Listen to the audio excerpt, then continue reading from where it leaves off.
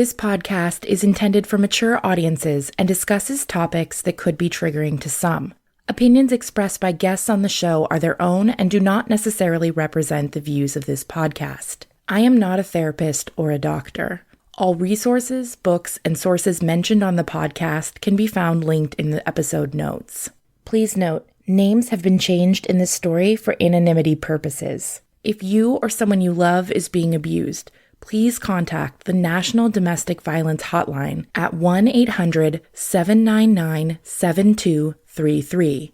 If you or someone you love is struggling with a suicidal crisis or emotional distress, you can contact the National Suicide Prevention Lifeline 24/7 at 1-800-273-8255. Please note, some of today's episode involves suicidal ideation or thoughts of suicide. Please take care when listening. Thank you. In Dr. Stephanie Moulton Sarkis' book, Gaslighting, she describes, gaslighters are very seductive. They will sweep you off your feet with love bombing and then drop you off a cliff. The initial seduction is so strong that when things do go south, it's hard not to feel that you're to blame, or that somehow you should be able to get that wonderful person back. The initial charm is all part of the game. Relationships with gaslighters are filled with confusion, disorder, and drama, so much so that it's easy to feel shame. But being attracted to a gaslighter is no cause for shame. Even brilliant, successful, and otherwise discerning people can be easily seduced by a gaslighter's many initial charms. Gaslighters crave newness and attention. Even if you could do everything, quote, perfectly, the gaslighter is still a bottomless pit of need that can never be filled. Taking personal responsibility is not a characteristic of gaslighters. They always believe it is someone else's fault. They rarely feel empathy or remorse. Love bombing, hoovering, stonewalling, and flying monkeys are tactics gaslighters enjoy using to manipulate those around them. As previously mentioned on the podcast in Season 1, love bombing is a common tactic abusers use to hook their victims. Love bombers use excessive affection and attention in order to gain control or significantly influence your behavior. This includes showering you with praise, buying you gifts, aligning with your opinions, and spending lots of time together. Gaslighters are amazingly good at keeping their pathology in check until they know you're hooked. They erode your perception of reality until you feel you cannot function normally without them. When a gaslighter love bombs you, it's hard to get away. The attention you receive is intoxicating. The pedestal they put you on feels damn good, but eventually, when you fall off of it, it is a long way down. Hoovering is a tactic gaslighters use to try and suck you back in when they feel you checking out. If gaslighters get any kind of inkling of perceived abandonment, they work at sucking you back in. They will stop at nothing to get you back in their clutches. Nothing causes fear in gaslighters more than the feeling of abandonment. This is what's known as a narcissistic injury. Gaslighters have an endless pit of need for attention no matter what you do. You will always be humanly incapable of fulfilling their needs. The gaslighter knows just how to get you hooked back in with the promise of something that you want. Often, they will use objects to try and reel you in. You'll get texts and emails. These are all attempts made with the same intent, to try and get back in contact with you. Stonewalling is the disappearing act or radio silence gaslighters will treat you to when they get caught, feel they've been done wrong, or simply prefer not to talk about something because it's more convenient for them that way. If you don't live with them, you won't see or hear from them. They will not answer your texts or calls. Meanwhile, you grow more anxious the longer that you don't hear from them. Does it bother the gaslighter that their silent treatment is torturing you? Far from it.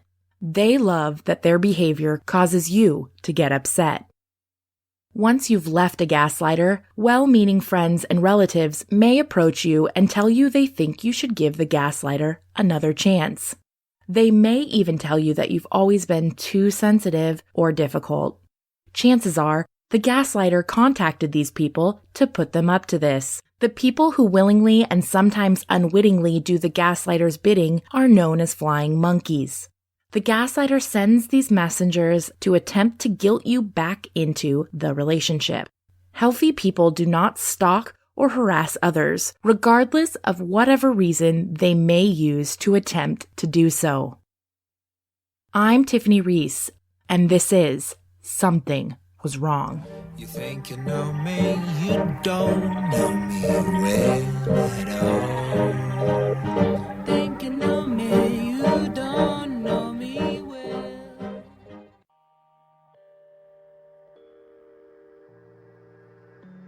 Well, I happened to one day share a photo on Facebook. Here's CJ Bishop. And it was of my father-in-law. It was an excellent picture of like a local photographer had snapped a picture of him outside of a working fire one night, and he posted it to his photography page on Facebook. And I thought, oh, well, my mother-in-law and sister-in-law aren't going to see it if they don't follow him. So I saw it and I shared it and I tagged my mother-in-law and sister-in-law in it because at the time, my father-in-law was supposed to be retiring in the next few years, and I thought, oh man, they have to have that picture of him. So I shared it, and within it had to have been within 30 minutes, I get a text from Patty. Oh, well, I saw that picture that you shared. That's nice. I guess I'm just kind of surprised at why you'd share that if you, if you hate him so much. And I ended up saying, well, even though, things aren't good between us, like that's still Victoria's husband and that's still my sister-in-law's father, and they deserve to have a good picture of him before he retires. And she basically just, in her own snarky way, had said that I was being like a hypocrite because I shouldn't be sharing a picture of somebody that I can't stand. And I have the conversation saved because at the time I thought, when the day comes that my father-in-law comes around and snaps out of whatever funk he's in, I am going to show him this conversation and make him see that his friends are not his friends. Patty basically said, well, I don't think that anybody should be drawing attention to Ted because we all know that family loves attention. And I finally just said, you know what, like you are the biggest hypocrite. I know exactly what you're doing. I'm aware that you love the fact that Victoria and Ted are not close with their children and closer to your family. I'm aware that you love it. Unfortunately, I just told her, I said, I think you're just nuts. Like whatever is going on in your head, you need to get it fixed, which probably wasn't a nice thing, but that's just how I felt. I was like, I'm done. Like, I'm done with this. I couldn't believe the reaction that I couldn't believe the crap she gave me for sharing a simple picture of my father-in-law, and she didn't approve of it. So I got off the phone. I remember I took off work that day to just like spend time with Brad, and I set my phone down, and I remember I walked outside of the garage and I said to him, I don't know what's going on, but I have a feeling that whatever the issues are between us and your family, I don't think that Patty is helping it. Like, I couldn't say at the time, she's the cause of all this. I just knew that she wasn't helping the situation. And I said, that's it. Like, we're done. We're not going over there for holidays. I don't want to be in her home. We're backing away. Since we stopped going to holidays at her house since then, she and her husband noticed, and I think that they really thought we weren't going over there because of my in-laws and the strain between us and my mother and father-in-law. It wasn't my mother and father-in-law. We didn't go because we didn't trust her, and we didn't want to be under her roof. So after the whole Facebook incident, the next day she had texted me and apologized. I'm sorry about that, blah, blah, blah. Like, you're right. I was wrong. And that's how it was whenever I would call her out. Whenever I would start calling her out on little things, she would get just infuriated and start spatting words. And then later on, she'd apologize for it. And I don't know if that's because she was afraid that I'd figure out what was going on and thought, oh, well, I better take a couple steps back. I don't know. I don't know why she would do that. But I can tell you after that whole Facebook incident, I was done. And it wasn't that I didn't have contact with her after that. I mean, we did, like, you know, if we saw her out or at a function or whatever, it's not that we wouldn't talk to her. Like, we talked to her from time to time, but it was about trivial things, you know, oh, this weather. Oh, okay, yeah, I saw that so-and-so's getting married. That's nice. If you need anything, let me know. You know, it's not that we went no contact, but I did not have a friendship with her after that. She was not allowed in my life. I didn't tell her about our troubles and our heartache that she knew. I mean, she knew we were so heartbroken over the situation with my in-laws. She knew how much it killed us. You know, she knew it. You know, my husband is a very, he takes everything to heart. So she knew it was killing him to be in this state with his family, and she loved it. Here's Brad. My mom was very, like, whatever Patty would say, like, she submitted to. She really would. There, within the last 6-8 months or whatever, I was starting to talk to my mom. You know, she would call, or I would call her, you know, maybe once a week or whatever. And again, it's horrible to admit they live a mile away, you know, it's just, you barely even speak to them. But I was really starting to talk to my mom a lot more. My mom started kind of realizing stuff with Patty, like Patty, out of the absolute blue, started to, I guess she started hearing that my mom was talking to me. And even my mom, who knew nothing and told Patty everything in her life and more, instantly was like, you know what, I ain't saying nothing to her. She's like, no, I don't.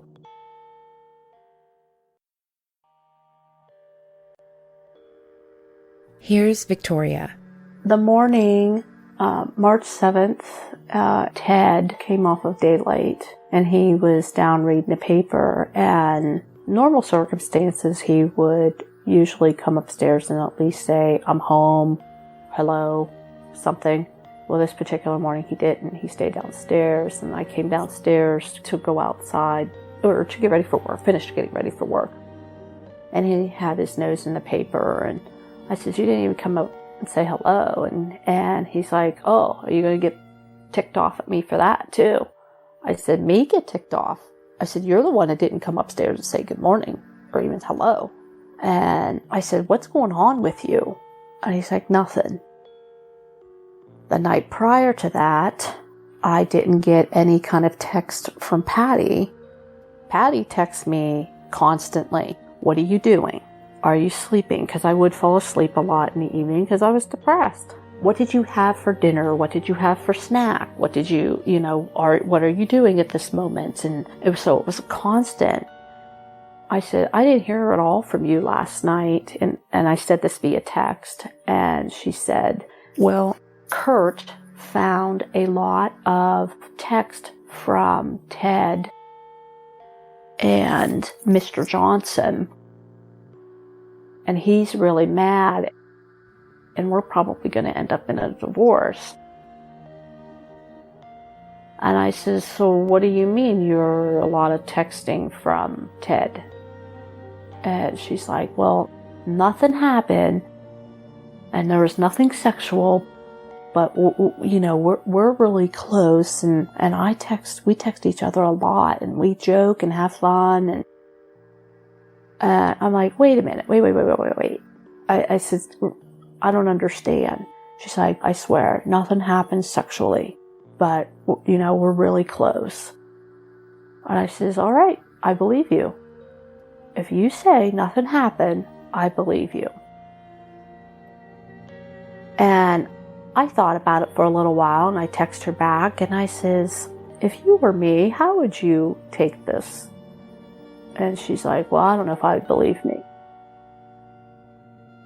So Patty had texted my mother-in-law saying, hey, I think I owe you an apology. Last night, my husband, Kurt, had found a bunch of text messages between Ted and I, and found it was, inappropriate.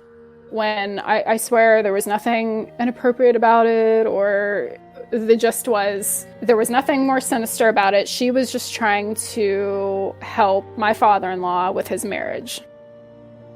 And she had said, Kurt and I may be getting a divorce. He's really upset, but I promise, there was nothing deceitful. I was just trying to help. I was just trying to help your marriage. What Kurt had told Brad was, I questioned her as to why there was so much text messaging between your dad and Mr. Johnson. Now, from the text message that Patty had sent my mother-in-law, it seemed like he saw what kind of text messages they were, because he was really upset and said, we may be getting a divorce over this, but I promise I was just trying to help Ted with your marriage. So I got on the phone and I called Ted and I said, Ted, what are you doing? He's like, I'm doing my parents' grocery shopping. I said, I just got some disturbing text from Patty regarding you texting her and she texting you. Yeah? And I says, what's going on? He's like, nothing. I said, no, I don't think it's nothing. I says, you know what? I'm to the point now, Ted, I'm here to tell you, you either start going to counseling with me or we're done. And he said, okay. He's never said that. And he was calm. He was cool. I thought, oh, he must be in some place where he can't talk because he was getting his parents' groceries. And I said, okay. All right. I'll talk to you later. He said, all right. He said, bye.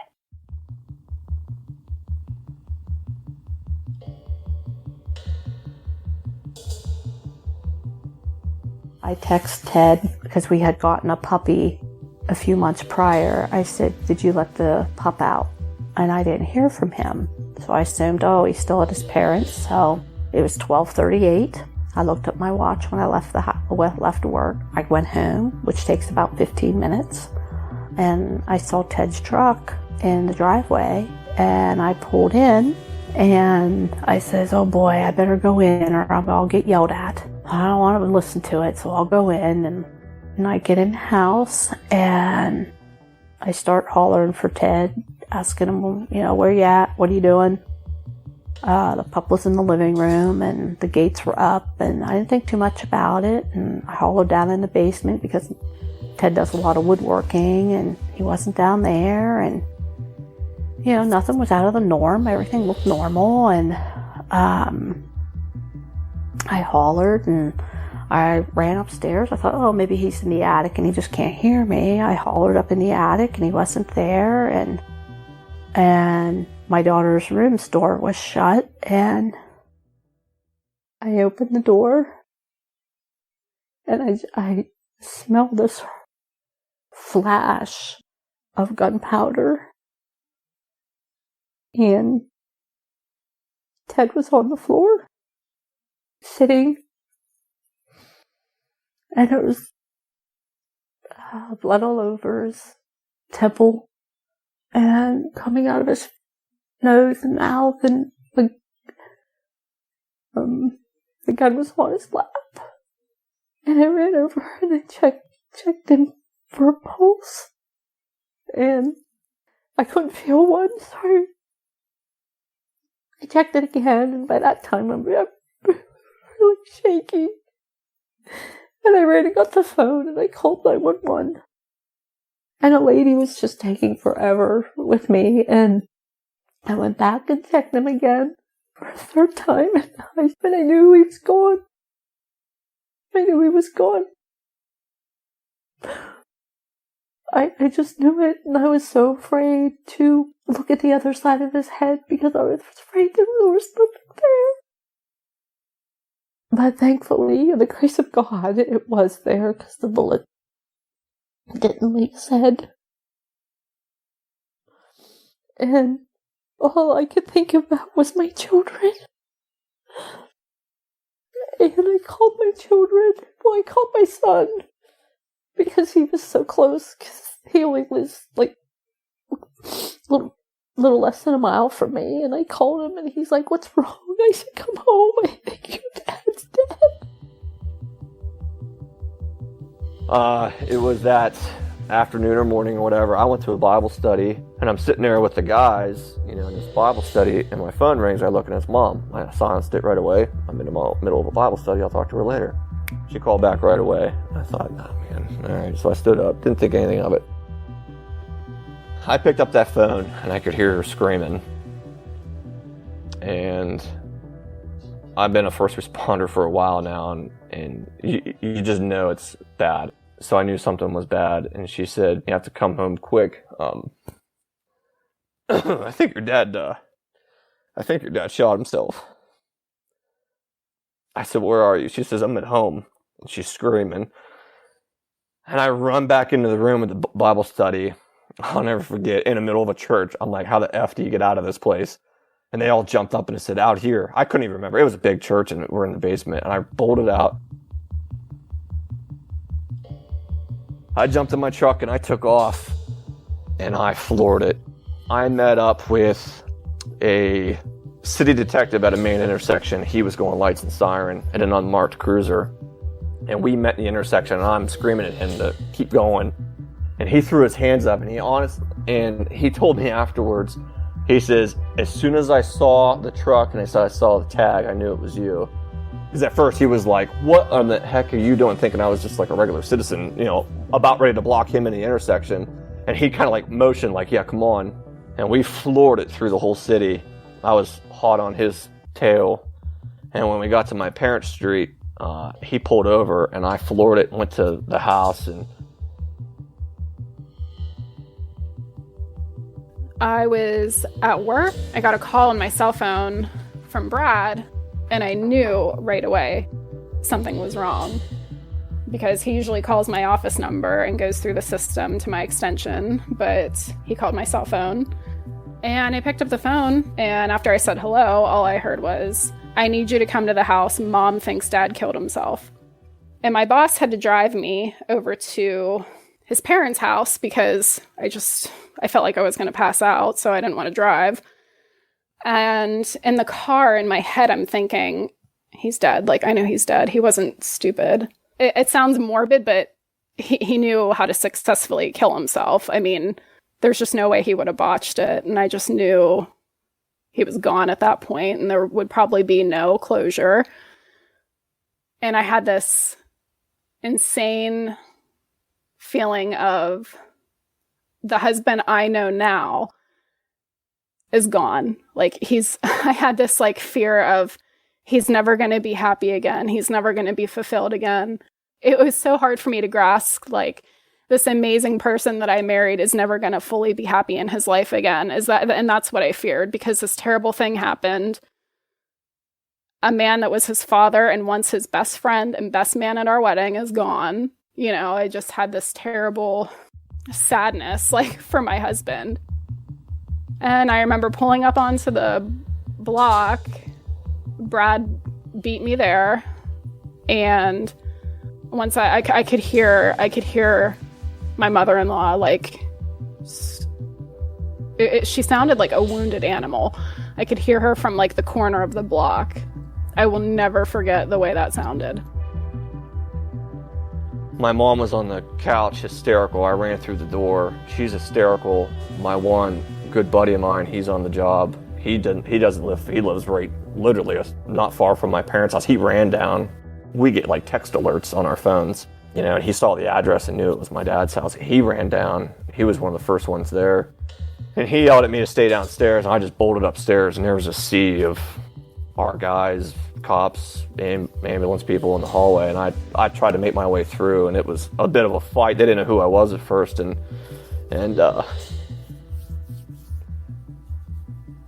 once they realized it was me, sorry. Once they realized it was me, they were like, don't. They kind of grabbed me, and I said, "Is he gone?" And they said, "Yeah."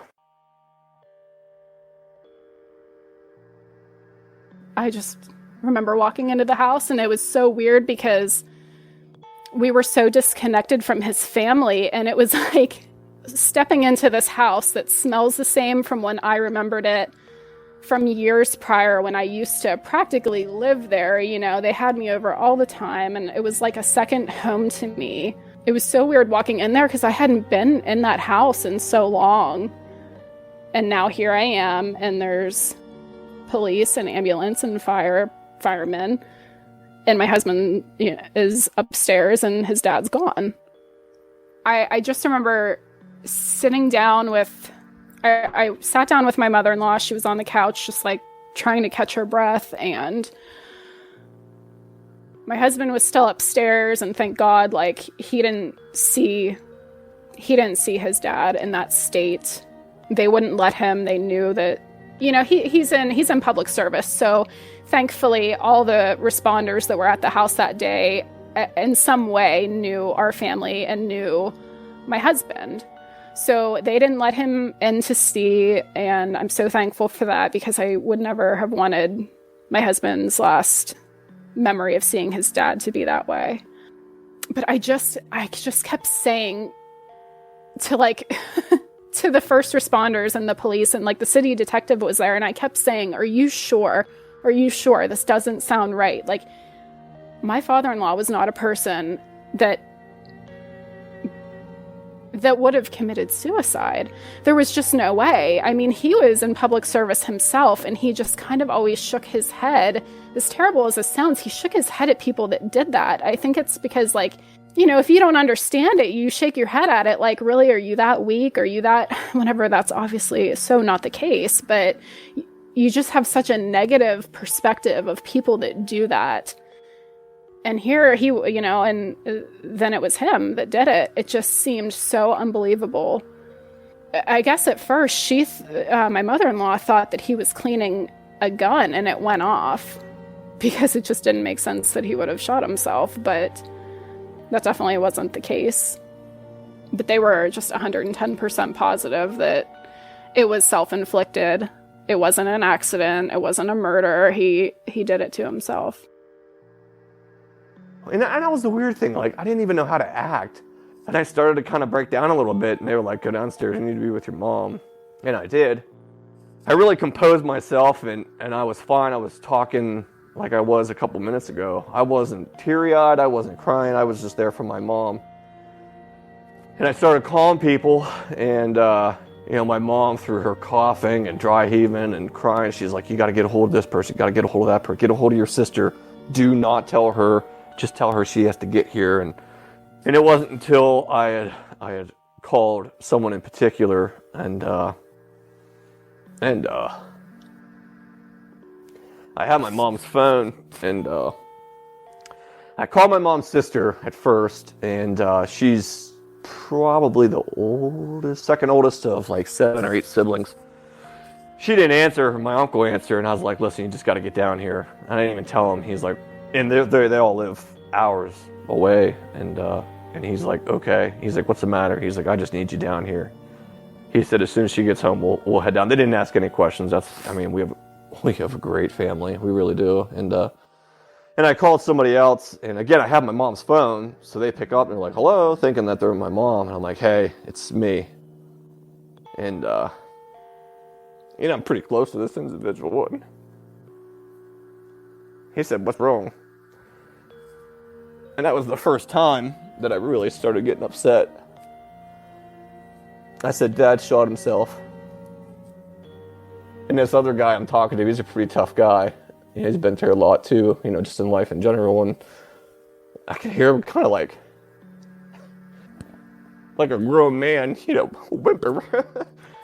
He does something, you don't hear it. He just did it real quick, like, and he's like, is he dead? I said, yeah, he's dead. I said, we lost him. He said, we'll be right down. And big community in my family of first responders and law enforcement and 911 dispatchers and firefighters. We just have a whole line of it, of family.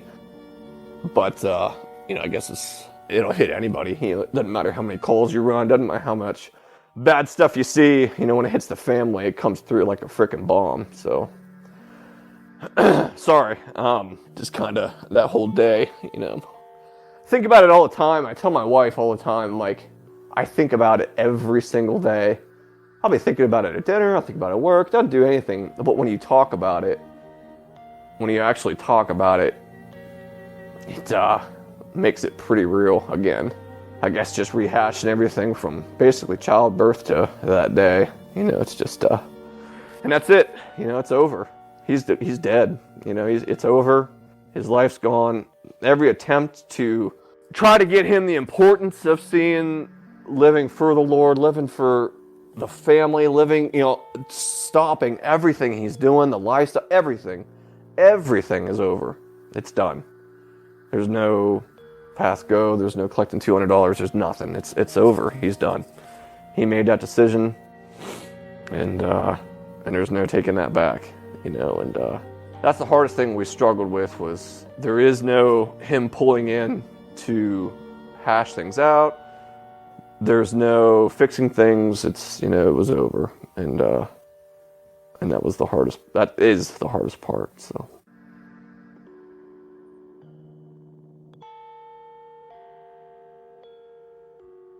After a little bit, my husband had called. His first call was his sister. I think she was in State College working that day. So once she came to the house, and once he called a lot of the immediate family and immediate relatives, and once everybody knew and they were on their way here, I believe it was the city detective that had said, do you guys have somewhere that you can go? Can you make a home base somewhere else? So I brought my sister-in-law and mother-in-law here to our house, which is crazy because all this distance, and we only live a mile apart from my in-laws' house, which is sad. But I brought them here, and sure enough, you know, the first people to show up here were Patty and Kurt. Next time. You think you know me, you don't know me well at all. You think you know me, you don't know me well. Something Was Wrong is written, recorded, edited, and produced by me, Tiffany Reese. Thank you so much to the Bishop family for participating in this series. To reference sources, resources, and links that are mentioned on the podcast, check out the show and episode notes. Music on this series by Glad Rags. If you want to help out the podcast, you can leave us a positive review on iTunes. You could support the podcast on Patreon. You could share it on Instagram or Facebook with your friends. Share the podcast with your Reiki healer, your yoga master, your barista, your mentor, your lover, your baby mama. Yeah.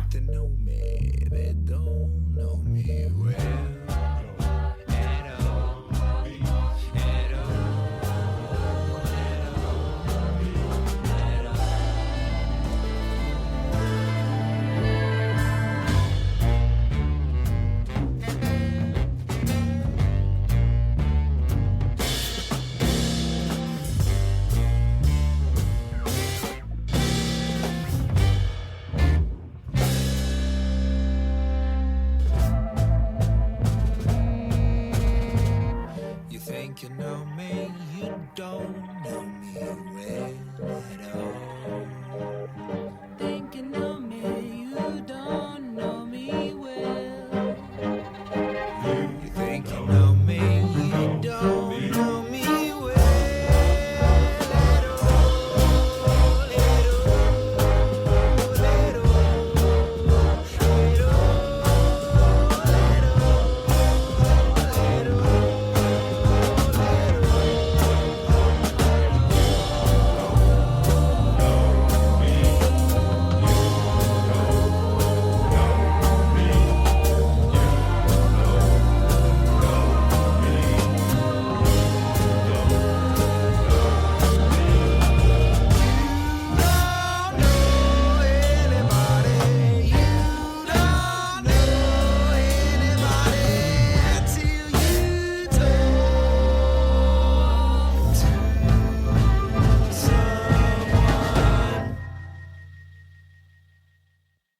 Progressive presents The Sounds of the Old World. The year is 2019, and someone is waiting for a table at a restaurant.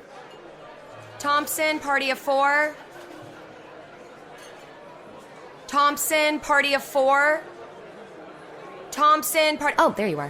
This has been The Sounds of the Old World. Brought to you by Progressive, where drivers can still switch and save like it's 2019. Quote today at Progressive.com. Progressive Casualty Insurance Company and Affiliates.